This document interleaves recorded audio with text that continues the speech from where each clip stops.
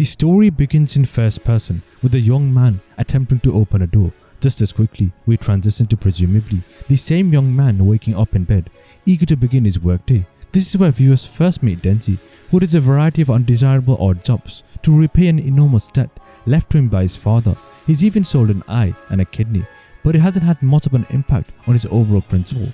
He makes the greatest money for the Yakuza by murdering devils or supernatural entities that feed on human fear, together with his dog, Pochita, who is also a devil. Denji and Pochita defeat the Tomato Devil in record time and are rewarded with 400,000 yen. However, the old man they work for swiftly defrosts them with concealed finder's fees, reducing Denji's revenue to only 70,000. After expenses and debts are paid, he's down to 1,800 yen or around $13. Denji confesses that it's the only money they have left for the next month, and with no food at home, they'll most likely eat sliced bread for dinner. The old guy and his driver sat in an adjacent automobile. Watch Denji pass by. The driver questions why they engage with Denji, and the old guy replies that Denji is not only repaying a loan, but he also follows instructions. Denji, who appears to be starving for money, readily accepts the driver's offer to consume a discarded cigarette for 100 yen, only to explain to Pochita that he simply pretended to do so. Back at their home, which is more of an old storage shed, Denji speaks of his ambitions to one day be able to afford luxuries like jam for their bread. He also fantasizes about having a relationship or possibly scoring with a lady, but he doubts it will happen before he pays off his debts or dies. We briefly return to a dreary rainy day where a young Denji stands at a tomb in the vehicle parked next to him. The old man tells Denji that his father hung himself without ever paying a single installment on his debt, leaving it for Denji. What appears to be a nice or nostalgic moment takes a grim turn when the old man warns Denji that he has only one day to come up with the first 700,000 yen or he will be chopped up. In the graveyard, young Denji meets Pochita, a devil who appears to be half dog with a chainsaw extending from its forehead. He begs the devil to murder him, but when he notices Pochita is injured, he decides to save its life by making it swallow some of his blood instead. They create a vow to help each other and convince the elderly man to recruit them as devil hunters. Back in the present, Denji struggles to sleep and instead tells Pochita about his dream of sharing jam with him one day. Before coughing up blood, his mother died of a sickness with identical symptoms, but he has no time to reflect when someone knocks on his door, revealing that he has another devil-killing job available. Denji is transported to a distant warehouse to see the elderly guy, but as they wander around, they don't notice any devils. He wonders if they departed before the old man begins to praise him for being a good worker. He compares Denji to a faithful dog before confessing his hatred for dogs and stabbing both Denji and Pochita from behind. He confesses that, like Denji, he made a bargain with a zombie devil to gain demonic powers. The exchange feels extremely uneven, given that those who make agreements with this particular devil become zombies under his control. Still, it's evident that for some, even the appearance of power is preferable to nothing. The devil unleashes his army of devil zombies on Denji, who hobbles away, bleeding with Pochita in his grasp. He does make it far before being severely attacked and murdered, his body being dumped alongside Pochita's in a dumpster. While Denji appears to be dead, Pochita maintains a sliver of life by remembering about his childhood with his human friend. He recalls a moment when Denji asked Pochita to take over his body when he died, since he had heard it was a power possessed by the devil and he did not want Pochita to be alone in the world. His only other wish is that Pochita attempt to make his fantasies come true. Back in the dumpster, Pochita had begun to fuse his body with Denji's. A small heartbeat can be detected, indicating that it is functional. We see Pochita and Denji together in the dumpster and neither of them are hurt. Denji asks Pochita if the devil has taken over his body,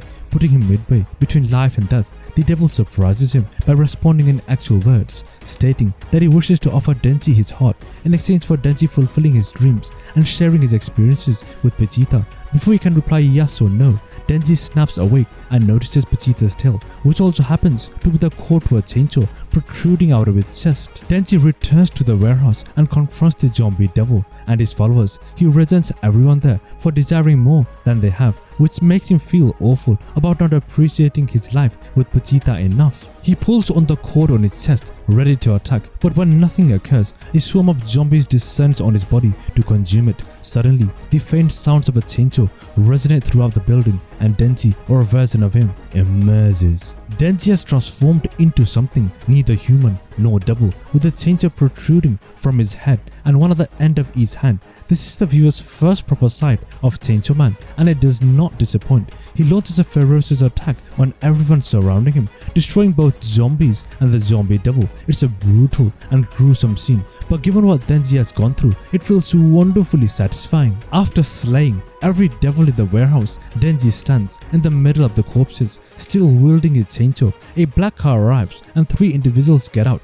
2 guys and a pink-haired woman with distinctive yellow eyes. They see that someone arrived as a zombie devil before Denji. The pink-haired woman approaches without any fear, observing that Denji smells neither human nor devil. She asks Denji if he's the one behind this, but all he can say is, "Hug me," as his body collapses. Catching him before he falls to the ground, the pink-haired woman declares that Denji is human.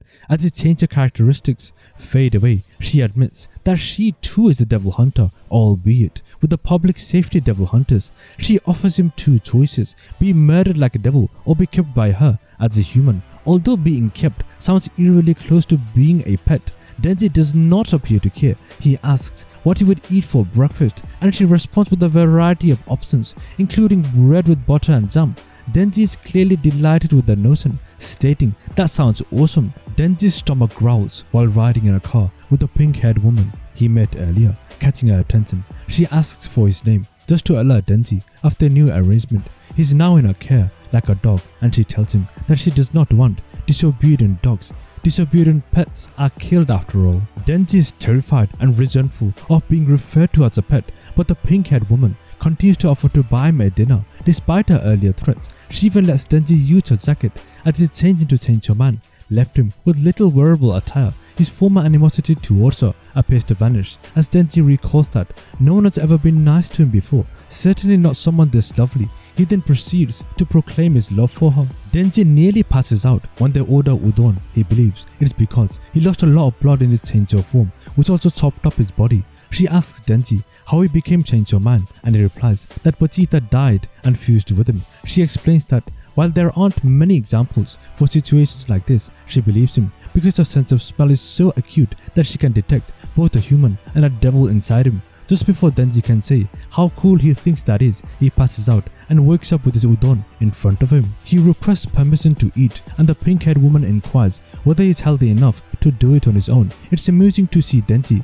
consider his response before saying no, so that his new partner can feed him instead. She keeps reminding him how similar he is to a pet, and Denji even barks in response to one of her questions. Finally, Denji inquires about the pink-haired woman's name, and we learn that she goes by Makima. Denji further inquires about the types of men she prefers. He's depending on her every word as she stops and responds that she prefers the Denji variety. As Makima brings Denji to the Devil Hunters headquarters in Tokyo, things move rapidly. She reveals that there are over 1,000 demon hunters in Japan, but Denji is too preoccupied with the prospect of making out with her to consider anything else.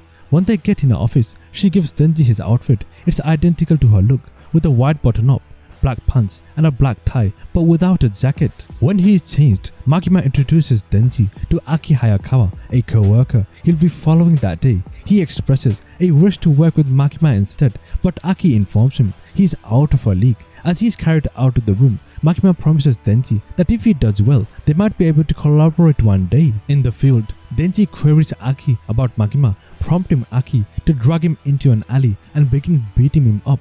He demands that Denji resign and warns that if he does not, he will be compelled to beat him up again.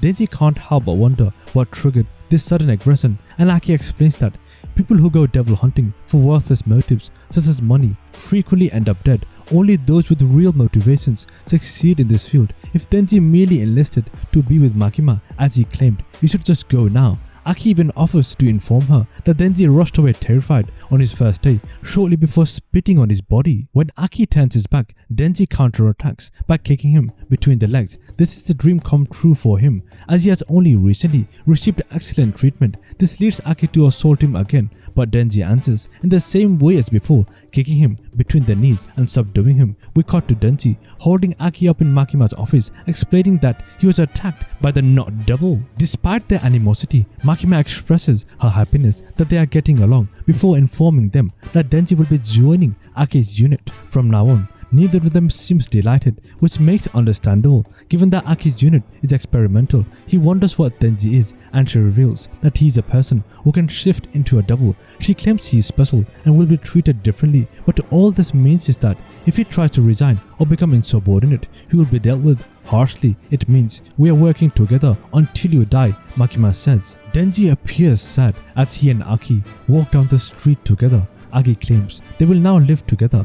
Denji does not acknowledge him, instead questioning whether Makima is a nasty girl. He is baffled by Aki's response, but he clarifies by stating that she is, and she even saved his life. After remembering how nice she was to him, Denji expresses his desire to hug her again, and his mood improves. The next day at Aki's, Denji realizes his first dream of eating jam on toast while making a complete mess. From here, he and Aki appear to butt heads all day. They arrive at work and are entrusted with removing a devil who has taken up residence in a nearby property. Aki explains to Denji that a fiend is created when a devil takes control of a human corpse. It varies from Denji in that most fiends have separate heads with beard-like pincers. Aki instructs Denji to use his change of powers on the monster in order to show what he is capable of. Instead, Denji murders the monster with an axe, claiming that he intended to make the fiend's death as comfortable as possible since he felt sorry for him. Irritated, Aki pushes Denji against the window,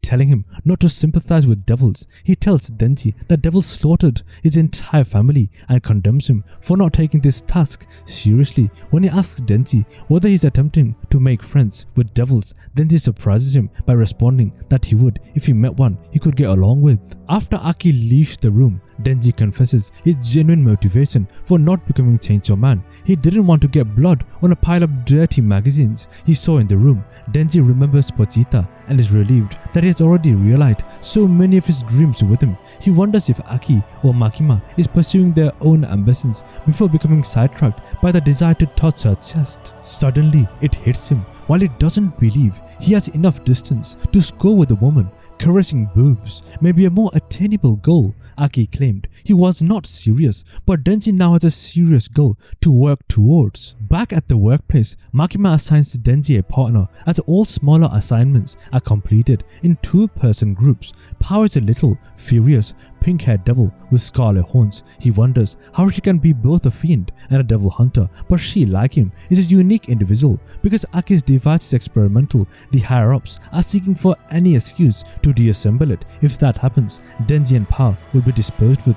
Thus, it is in their best interest to demonstrate results. Denji and Power go on a patrol together. While Power has an aggressive personality, she is still a female. Denji believes he can tolerate if it meant one day coming close enough to touch her. Suddenly, Power takes up the scent of a neighboring devil and follows it. She easily dispatches the sea cucumber devil with a stroke from a hammer. She made it with her own blood. While Denji looks on in confusion, this concludes part 1 and part 2 of the story. Stay tuned for the next sequel of this amazing story.